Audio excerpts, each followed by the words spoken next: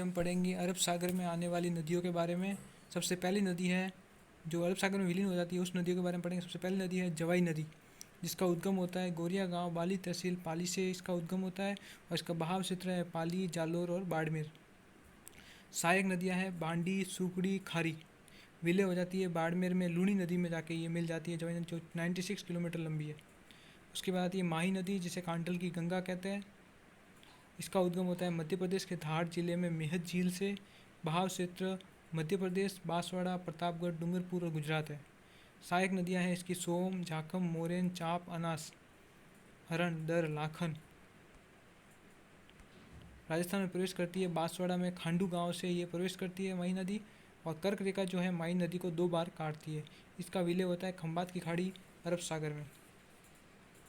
उसके बाद आती है साबरमती नदी जो 416 किलोमीटर लंबी है। इसका उद्गम होता है पादरला गांव, जाडोल, उदयपुर से। और सहायक नदियाँ है वाक्कल, सेई, हथमती, माजम। ये जो सेई नदी है और जो हथमती नदी है सबसे इंपॉर्टेंट है। वाक्कल भी सबसे इंपॉर्टेंट जो आती आजकल क्वेश्चन में आती रहती है। वाक्कल नदी किसकी सहायक नदी है? तो साबरमती की। माजम, मेसवा, वत्रक, ये सब साबरमती की सहायक नदियाँ हैं। इसकी विलय ये भी खंबात की खाड़ी में गिरती है। 2 नदियाँ ऐसी है जो खंबात की खाड़ी में गिरती है, एक तो माही नदी और साबरमती नदी। पश्चिमी बनास नदी, पश्चिमी बनास नदी जिसका उद्गम होता है नया सनवाड़ा, पिंडवाड़ा के निकट, सिरोही से।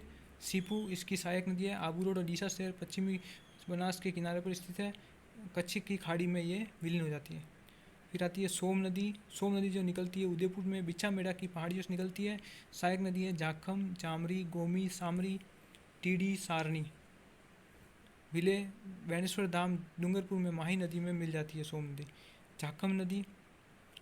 झाकम नदी इसका उद्गम छोटी सादड़ी, प्रतापगढ़ में से होता है। सहायक नदियाँ हैं करमाई और सुकली। विलय हो जाती है बानेश्वर के पास सोम नदी में विलय हो जाती है झाकम नदी। फिर है अनास नदी, इसका उद्गम आम्बेर गांव, मध्य प्रदेश में। हरण इनकी सहायक नदियाँ हैं। और गलियाकोट डूंगरपुर का एक स्थान है, तहसील है गलियाकोट, उसके पास में माही नदी में विलीन होती है। तो माही नदी में एक तो अनास विलीन हो जाती है, एक झाकम विलीन हो जाती है, एक सोम विलीन हो जाती है। तो आज का टॉपिक यहीं पर समाप्त होता है, और हम आशा है कि आपको ये समझ में आया होगा अरब सागर में आने वाले टॉपिक के बारे में।